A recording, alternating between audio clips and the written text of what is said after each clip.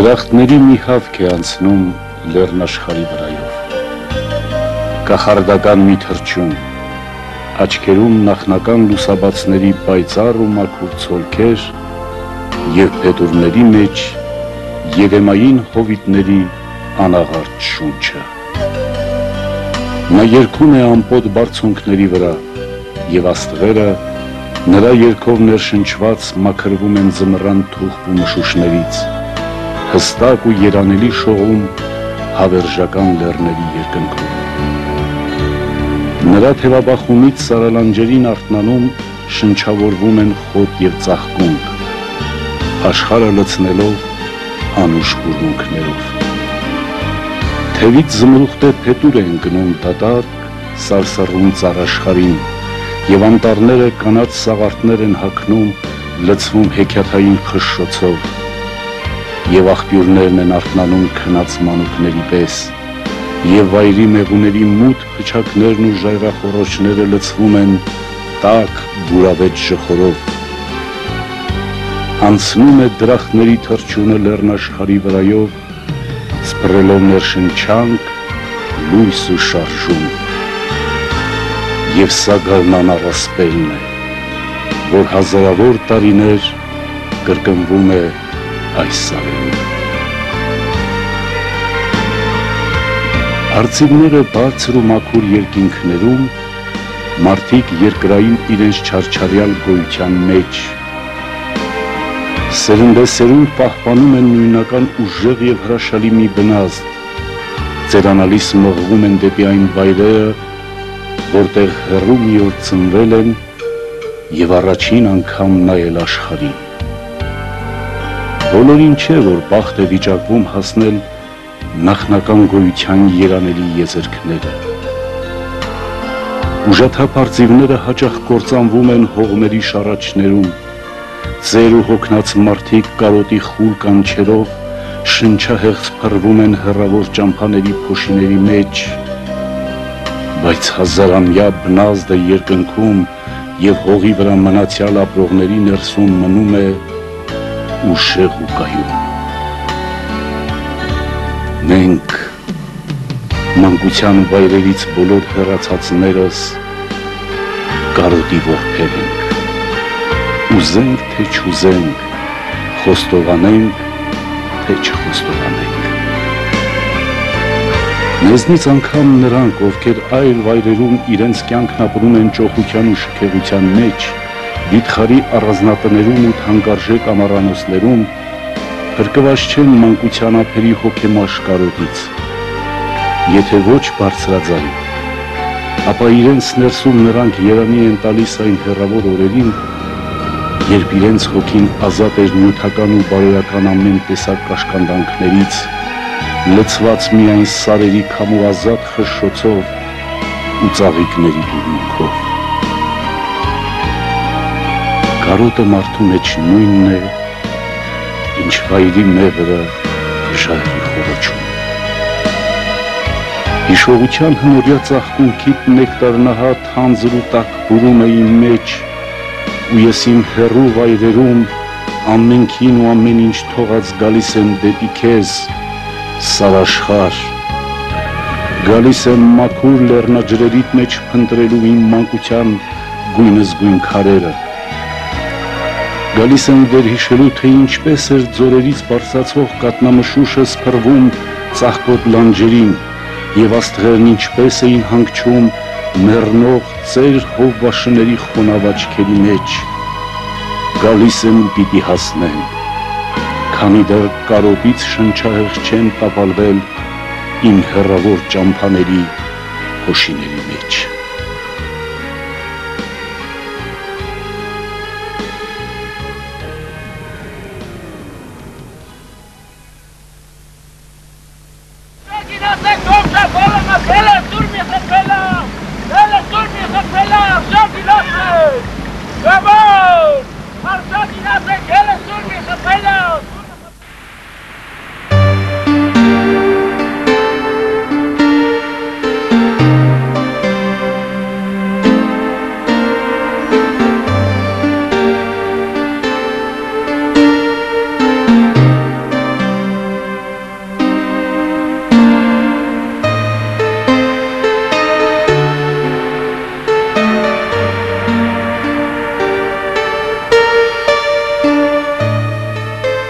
մեղվասար, ինչ ճամփորդներ են եկել ու անցել այս սարերում, ինչ ձիեր ու ձիավորներ, որքան մանկություններ են կարկաչել այս կանաչ լանջերն ի վար, խառնվել մթին ձորերի շառաչուն ջրերին ու գնացել դեպի ծովերը։ Դարերն անցել են գագաթներին քսվելով, միլիոնավոր կայծակներ են շառաչել հին ու խոր կաղնուտների վրա, եղել են անթիվ անհամար ուրիշ աղետներ, և սարերը միշտ նույն են մնացել, անվերջ փոխվել են միայն սարվորները։ Որքան հովիվներ են, որպես ավարտվող հեքիաթ, իրենց հոտերով ու հովվաշներով խառնվել հեռավոր գագաթների հավերժական մշուշին, դժվար է ասել, իսկ սարերը նույնն են, ինչպես կային 1000 տարի առաջ և նույնն են լինելու 1000 տարի հետո։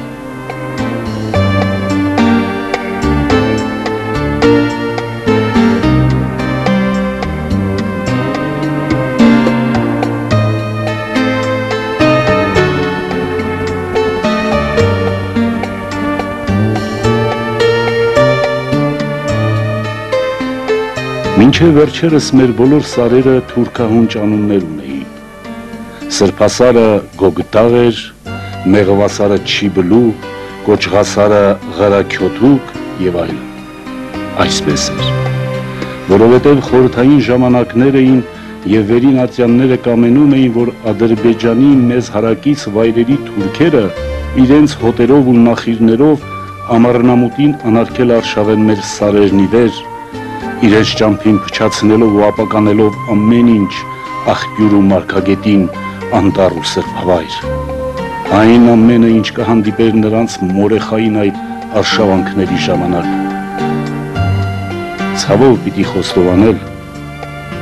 որ տասնամյակներ շարունակ մեր սարերում նրանք իրենց տեր էին զգում մեզ հավասար կամ մեզնից ավելի։ Փառք Աստծո, կայացավ համազգային մեծ զարթոնքը, և թուրքերն իրենց ամեն ինչով հավիտյանս քշվեցին մեր ծաղկոտ լանջերից, սարերը վերագտան իրենց նախկին ու ամբողջական պատկանելությունը։ Մեր սարաշխարը չունի Զանգեզուրի ժայռերեն սլացքները, մեր բարձունքները երկնքին առնչվում են մեղմ ու փափուկ կորագծերով, եթե անտառապատ են ամպերի մեջ սուզած հնամյա ծառերով, եթե ոչ, ապա անպայման ուրցաբույր խոտ ու ծաղկունքով։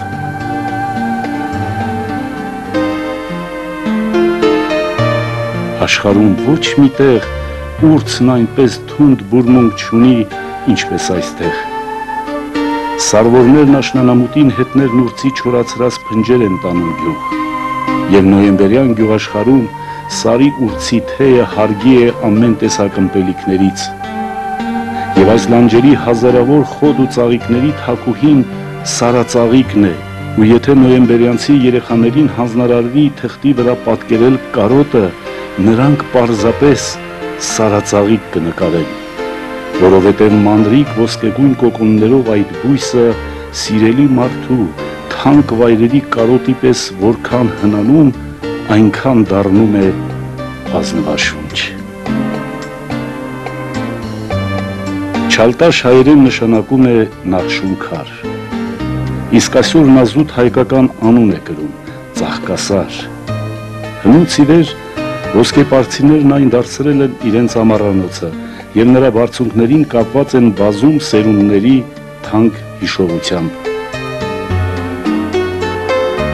Ձիութամբ հիշեցնող այս սարը Կոթիի ձիանու ուրթն է։ Հին պատմական սար է ձիանու ուրթը, և ափսոս, որ հնարավոր չէ նրան ներկայացնել ըստ ամենայնի։ Սարաշխարհի հարստությունը անտառն է։ Այստեղ կան հազարամյա կաղնուտներ, որոնց վրա փոթորկոտ եղանակներին ջարդատող կայծակների շքահանդես է լինում, և խոր ու մթին թավուտներ կան, որ տակավին անծանոթ են մարդու կերպարանքին, ալպիական բացատներ ու անտառներ ու բացատներ, սարերն ի վեր, սարերն ի վար։ Եվ այս ամեն ինչի վրա իշխում է մեծ, անհաղթահարելի, արքայական մաքրություն, անտառներ։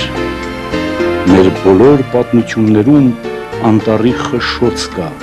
մեր լեգենդների ու իրապատում հեքիաթների միջից կայծակնահար կաղնիներ են տնքում, անուշ կարկաչում են խաշամով ծածկված վայրի աղբյուրներ։ Արահետները, որ ազնիվ բանաստեղծության տողերի պես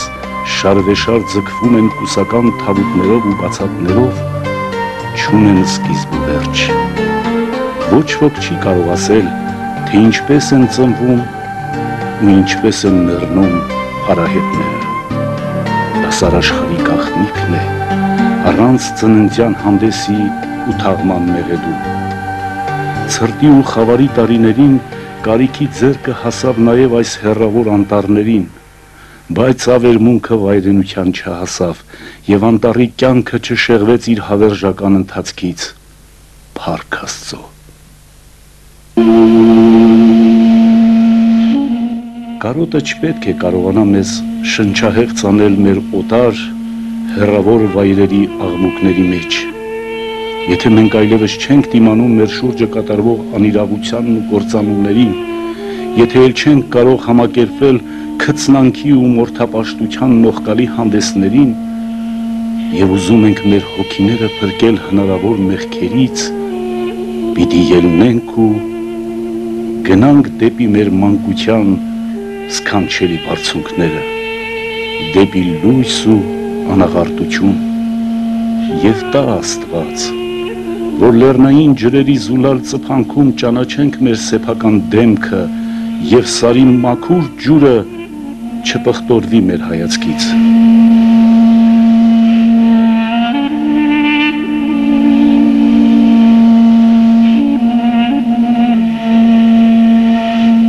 Կարմիր գյուղը սարաշխարի կենտրոնն էր։ Ասել է, թե մայրաքաղաքը իր յուղարդով, էլեկտրական լույսով, բուժկետով ու միակ խանութով, որն սպասարկում է մոտ ու հեռու բոլոր ուխտերին։ Բայց ափսոս, մայրաքաղաքը վաղուց լուծարվել է։ Մյուսների նման դարձել աղոտ նավթավառի շուրջը թիթեռներ հյուրընկալող խեղճ ու կրակ մի ուրդ։ Ինչ կա որ։ Սա չնչին ողբերգություն է բարձր ու կանաչ սարերի հավերժության առաջ։ Եվ ոչ էլ ողբերգություն է, սարը հենց այդպիսին պիտի լինի։ Աշխարհից կտրված, չար աչքից հեռու, մեկուսի իր բուրավետ ամառվա մեջ ներսուզված։ Կոճղասարը, ալաչուխը, իգիթի սարը և այլ բարձունքներ հավերժական ժամապահների պես հսկում պահպանում են կարմիր գյուղը։ Աստված գիտի, ինչ վերերկրային աղետներից։ Ըմբոստ պատմությունների երկիր է կարմիր գյուղը, և թուխ արծվի հեքիաթն այդ պատմությունների թագն է, ու դա հեքիաթ չէ, այլ ճշմարիտ իրողություն, ինչպես որ սարերի բոլոր հեքիաթները։ Ապրում էր թուխ արծիվը բարձր սարի ժայռոտ գագաթին։ Արդեն քանի մանկություններ էին անցել նրա լայն ու շառաչուն թևերի տակով, իրենց մեջ աշխարհով մեկ ցրելով թուխ արծվի շքեղ ու առնական պատկերը։ Հերթը մեզ էր հասել, և ցավոք սրտի մեր վերջին մանկությունն էր լինելու թուխ արծվի թևերի տակ։ Երջանիկ էր նա, ում վրայով գեթ մեկ անգամ անցնում էր սարերի թագավոր արծվի ստվերը։ Ամառնամուտին սար բարձրանալով երեխաները նախ թուխ արծվին էին փնտրում բարձունքների վրա, և գտնում էին և հոգուտոն էր լինում։ Իսկ վարդավառի այդ օրը երկնքից արյուն կաթեց մեր մանկության վրա, և մենք առաջին անգամ կրեցինք թանկագին կորստի սարսափելի ցավը։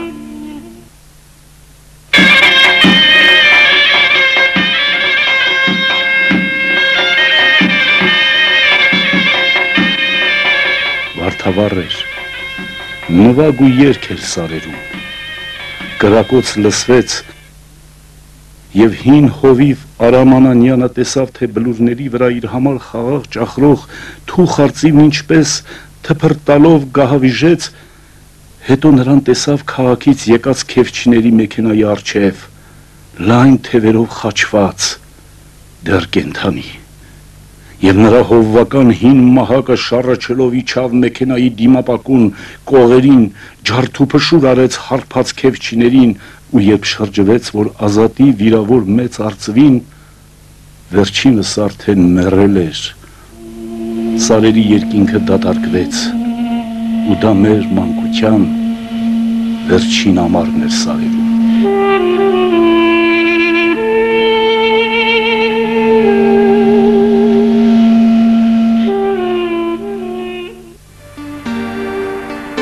Եթե այս լեռնաշխարհում ծնված ու մեծացած մեկը ինչ-որ մեղք է գործել եւ ուզում եք խոստովանեցնել, պետք չեն ավետարան ու խոշտանգումներ։ Նրան բերեք, կանգնեցրեք սրբասարի առաջ, հայացքը բարձունքի խաչքարին եւ ամեն ինչ կխոստովանի։ Իսկ եթե հրաժարվի, ուրեմն անմեղ է։ Սարերի մարդիկ այս ճշմարտությամբ են վերաբերվում սրբասարին։ Նա սարաշխարի բարձր ու շքեղ թագն է, հավերժ արտացոլված հեռու թե մոտ բոլոր ապրողների սիշողության մեջ։ Աշնանամուտի պարսկա գիշերներին սրբասարի գագաթից 7 քաղաքի լույսեր են երևում, եւ ժամանակին այս սարերում ապրած հիվանդ պատանի Աբուլը չէր կարողանում որոշել գիշերալույսի այդ հեռավոր բույլերից, որը մեկի մեջ է այն հովեկ աղջիկը, որին սիրահարվեց հուսահատ ու խելագարորեն։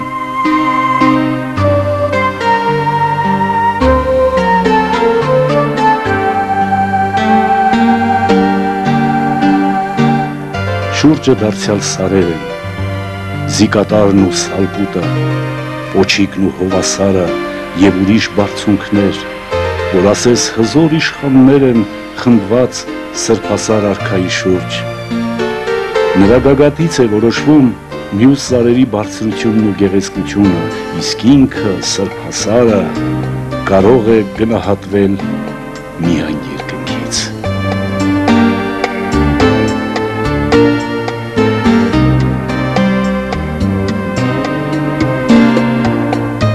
Զիկատարը հին ու մեծ կոհ գյուղի հպարտությունը, անտառային մեր լեռնաշխարհի ամենակատարյալ խոյանքն է առ երկինք։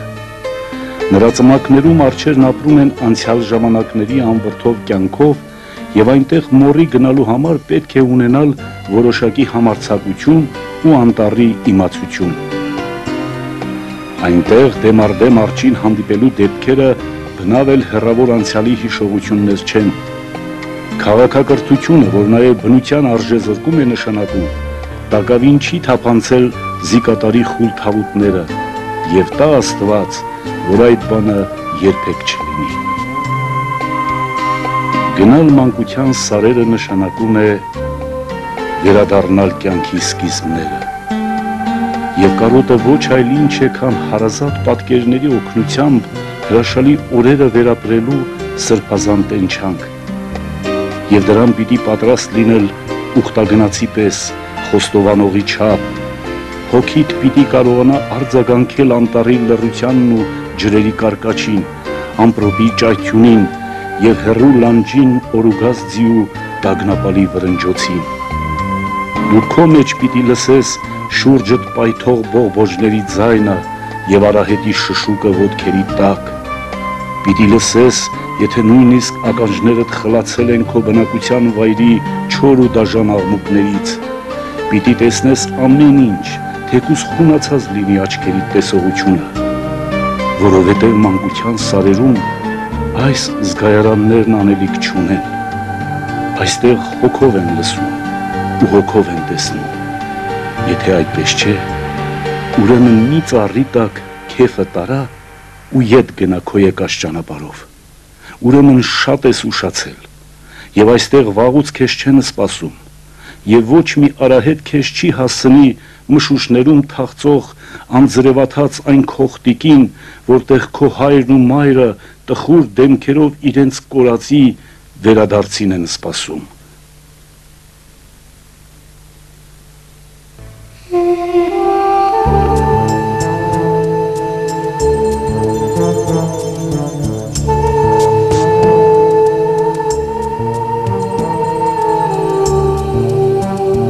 Սարաշխարի մյուս բնակատեղիների համեմատ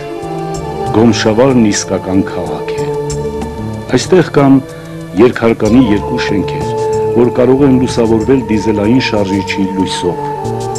Կա բուժկետ եւ նույնիսկ գրադարան, որի ամենաթարմ գիրքը տպագրվել է կես դար առաջ, բայց ամեն դեպքում Գոմշավարը սար է, ապրում է սարի օրենքներով։ Հեռավոր տարիներին այստեղ ապրում էր Հրանտ անունով մի պատանի, որ թեղու փայտից քամանչաներ էր պատրաստում եւ նվիրում հովիվներին։ Այդ տղան վաղուց խեղդվել է Ռուսաստանի ինչ-որ լճում, եւ նրա պատրաստած քամանչաներից որևէ մեկը գուցե դեռ նվագում է այս մեծ ու թախծոտ աշխարհի ինչ-որ անկյունում։ Տասնամյակներն անցել են ասես Գոմշավարը շրջանցելով։ Նրա բնակիչները հիմնականում կես դար առաջվա նույն մարդիկ են, Հրանտ անունով պատանու եղբայրներ Գուրգենն ու Ասլանը, իմ հորեղբայր Վարշամը 90 տարեկանում էլ սարերին նույն զորեղ տղամարդը մնացած, Սենիկը եւ էլի ուրիշներ։ Ցերեկը հոգեվարում է բարձր գագաթների վրա եւ անտառային հովիտներին իջնում է այս լեռնաշխարհի ով գիտե որ միլիոներորդ երեկոն։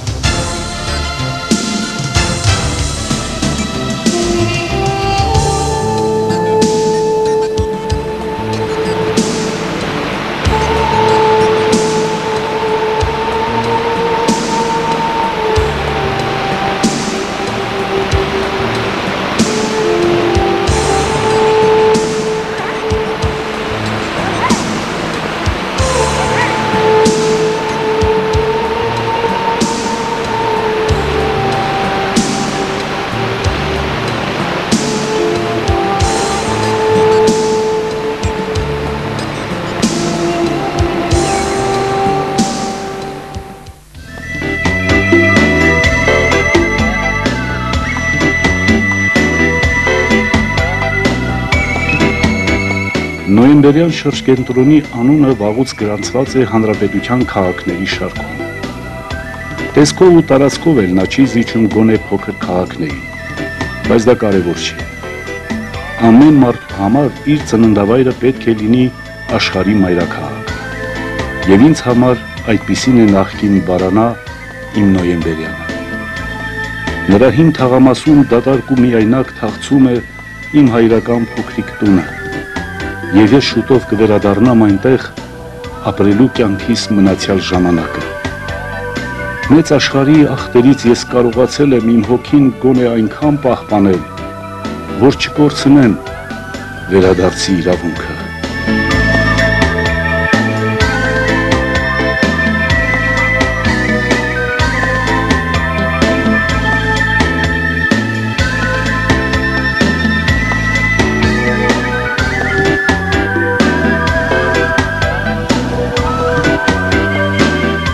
Իսկ սա Կողբն է, շրջանի ամենահին եւ ամենամեծ գյուղը։ Նրա պատմությունը վիթխարի ծառ է, արմատները 4-րդ դարի խորքերում եւ գագաթը գալիք դարերի երկինքներին միտված։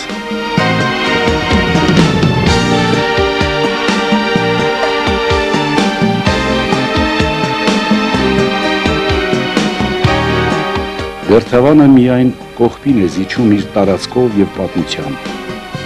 Այս գյուղը տասնյակ կիլոմետրերով ընդհանուր սահման ունի Ադրբեջանի հետ եւ Ղարաբաղյան պատերազմի տարիներին բազմիցս վերահիմնավորեց իր անվան ծագումը Բերդ երկրի սահմանի վրա։ Անմոռաց շատ դեմքեր ունի Վերթավանի պատմությունը եւ նրանց կենտրոնում հրեղեն մի անուն է Գիգոլ Մամիկոնյան։ Զենքի եւ գաղափարի գործիչ, որը կռվել է Անդրանիկ Զորավարի կողքին, անցել ազգամիջյան բոլոր բախումների միջով,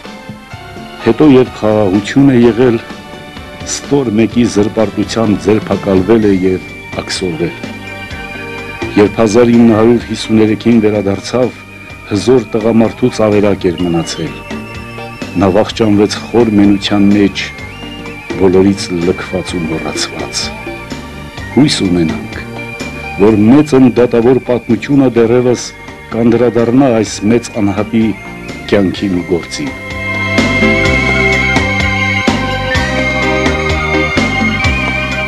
Փոքր եւ ըմբոստ այս գյուղը դողերն է, ուղիղ թշնամու աչքի առաջ, հրացանի գնդակի հեռավորության, այնքան մոտ, որ գրադով չէին կարող խփել, արկերը նրա գլխի վրայով թռչում էին դեպի շրջկենտրոն եւ մյուս բնակավայրերը, արկերի ոռնոց ականջների մեջ դովեղը մի պահ անգամ չի երերած թշնամու առաջ։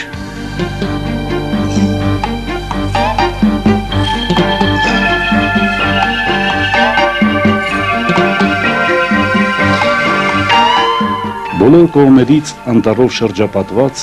բնության ձայներն ականջների մեջ ապրում է փոքրիկ հովվերգական մի գյուղ, Ջուջևանն է։ Անտառային բացատից խոտի դեզը բարձում են բերում գյուղ եւ դատարկելիս դարսի մեջ լորի բույն են գտնում, անվնաս մնացած չալկտուրիկ ձվերով։ Հետո Ջուջևանցու փոքրիկ տղան բույնը կրծքին սեղմած վերադառնում է բացատ, մայր լորին փնտրելու։ Ահա Ջուջևանը։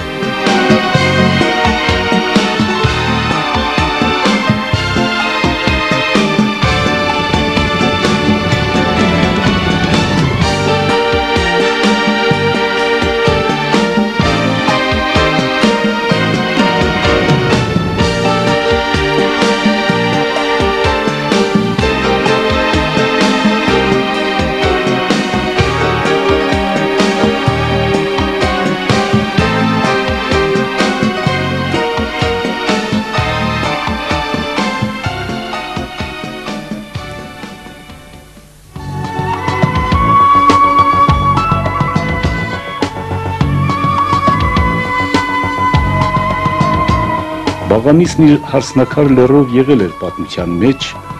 եւ այդպես էլ մնաց Ղարաբաղյան պատերազմի ընթացքում։ Այստեղ էր գործում ինքնապաշտպանության առաջին շտաբը,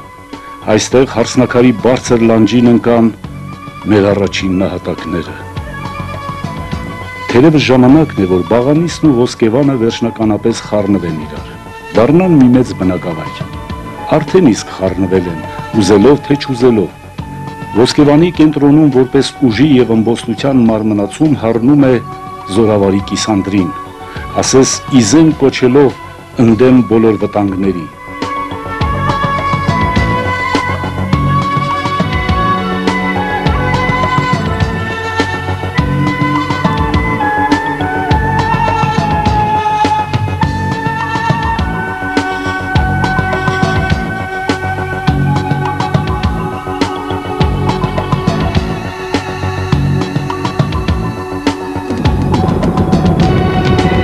Ահա եւ գոթի,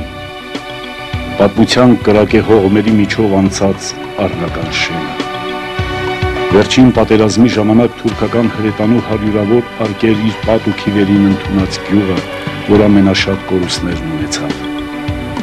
Դարասկզբին նշանավոր ազատամարտիկներ Խամբոյի ու Վանիչկայի ծննդավայրը։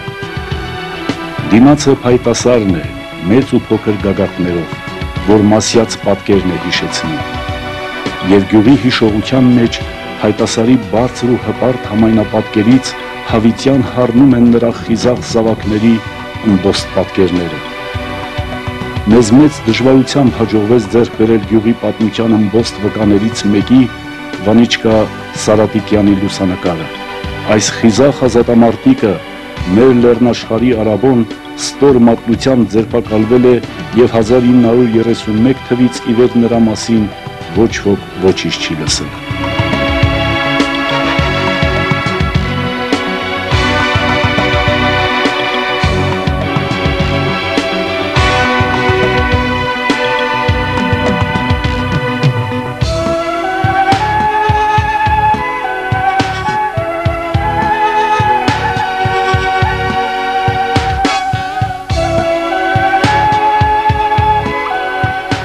Շտապ լեռան բարձունքից երևում է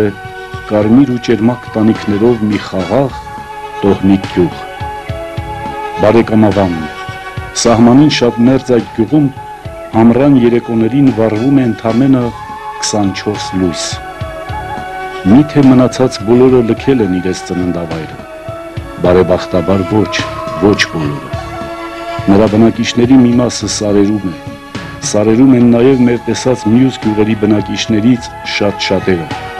ու մեր հայացքները կրկին շրջվում են դեպի սարերը։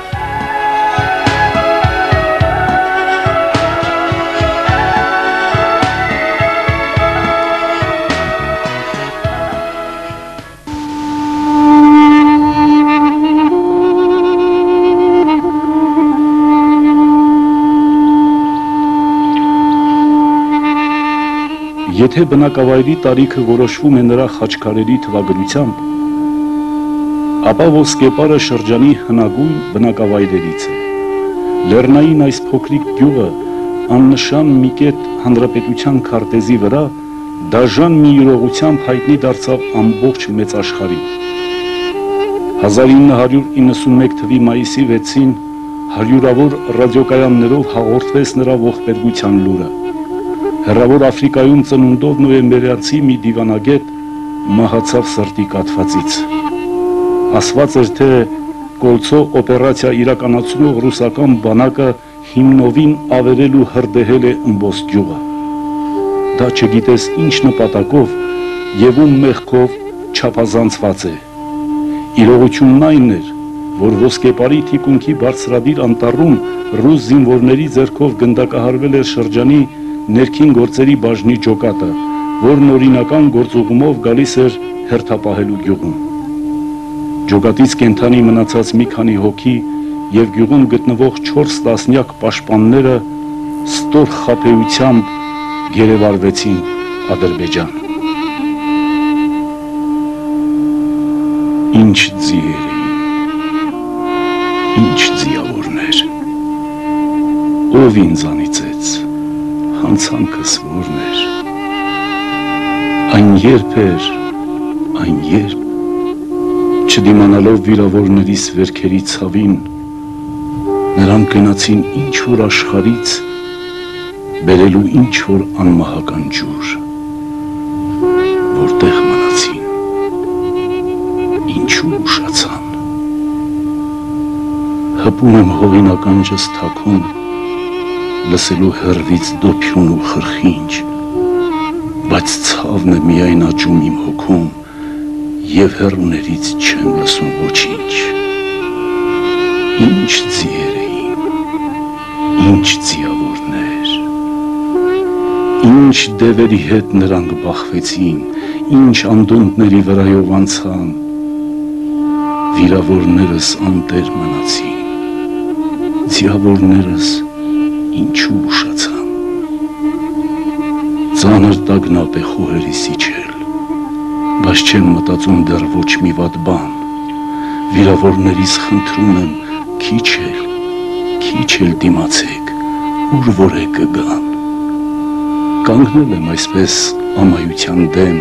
որպես հավատի շնչավոր արձան, վիրավորներս մեռնում են արդեն, ձիավորներս ինչու ուշացան։ Այնուհետև սկսվեց Ոսկեպարի պատմության նորեջը։ Սկսվեց գյուղից ներքև հենց սահմանի վրա եկեղեցական մի շքեղ համալիրի շինարարության, որի կազմակերպիչն ու հովանավորն էր Սարգիս Պապյանը։ Մեկ այն հզոր ու հավատարիմ տղամարդկանցից, որոնք ապրելով գյուղից հազարավոր կիլոմետրեր հեռու, բոլոր ծանր պահերին ամեն կերպ, ամեն ինչով եղան ծննդավայրի նրա մարդկանց հետ։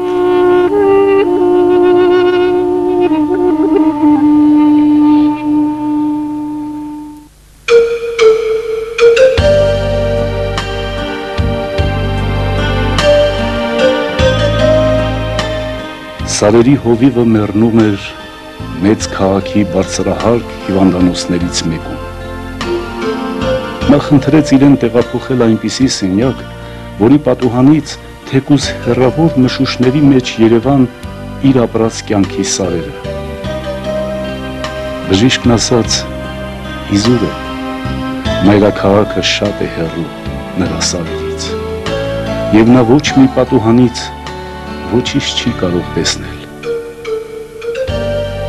Ինձ տարեք այդ ուղղությամբ, նայող պատուհանի մոտ, և ես կտեսնեմ իմ սարերը, նորից խնդրեց նա, Եվ մահվանից մի քանի վայրկյան առաջ, երբ գիտակցությունը մաքրվում է ցավերից ու տագնապներից եւ տեսողությունը պայծառանում է, դրախտների թռչունի երգով թուղթերից ազատված սարի երկնքի պես, նա տեսավ իր կյանքի հեռավոր գահերը, անգամ հովվաշան խաչոցն ու աշխետ հովատակի խրխինջը լսեց ամպոտ ձերբերից ու մեռավ, աչքերում սառեցնելով երանելի պատկերների շքահանդեսը։ Ամեն սարեցի կվկայի, որ հովվի մահը հենց այսպես էլ եղել է։ Եվ այսպես ծնվողի հետ սարերը ծնվում են եւ ոչ մի մահացողի հետ չեն վերջանում։ Նրանք չեն էլ զգում մարդկային սերունդների երթը իրենց ծաղկոտ ու մշուշոտ լանջերին։ Ապրում են վեհ լռությամբ, սուզված իրենց հավերժության մեջ, անցողիկ ամեն ինչին անհաղորդ ու անտարբեր։ Մենք գիտենք մի ճշմարտություն. սարերի գանձը նրանց անապական գեղեցկության մեջ է եւ ոչ խորքերում։ Ու պիտի անվերջ աղոթենք, որ գիտական քաղաքակրթությունը չնվաճի սարերը, այսինքն շքեղ լեռանը չնայենք նրա խորքում գանձ գուշակող երկրախույզի աչքերով, վայրի աղավնիների երանին չնայենք մոլագար որսորդի աչքերով, ի վերջո հազարամյա կաղնուտին չնայենք հոգեկույր փայտահատի հայացքով, քանզի բնությունը ոչ միայն ապրեցնելու համար է, այլև ապրելու, եւ տա Աստված, որ սրանք արդեն ուշացած դատողություններ չլինեն։ Իսկ քաղաքային հիվանդանոցում մահացած Հովվի թաղումից հետո լեգենդ ծնվեց։ Նրա աշխետ հովատակն ու երկու գալխեղճ շները կորան աշխարից, ոչ գյուղում կային, ոչ սարերում։ Մահացած ծեր Հովվի ջահել գործընկերը երկար փնտրեց ու չգտավ։ Հետո շատ օրեր հետո նա երդվում էր, թե ձիու խրխինջն ու շների հաչոցը բազմիցս լսել է գիր սարի թխպոտ երկնքից։ Ինչ է սա։ Լսողական պատրանք, թե իրողություն, որի գաղտնիքը միայն սարերը գիտեն, եւ նրանց համար միևնույն է, մարդիկ կհավատան դրան, թե ոչ։ Եվ մենք մանկությունը ծաղկոտ սարերում թողած շատերս, որ թափառում ենք աշխարհի մոտ ու հեռու ճամփաներում, հավատով կամ հուսահատ փնտրելով կյանքի երանելի ափը, ահա ժամն է, որ ընկալենք ու հասկանանք, չկա առավել երանելի եզերք, քան մանկության սարերն են։ Եվ ծերացող արծիվների պես ծանր ու հոգնած թևերը թափահարելով պիտի բարձրանանք դեպի խաշանով ծածկված ներքին աղբյուրները, թխպոտ երկինքներում ղողանջող աշխետ հովատակի խրխինջը դեպի հավերժություն։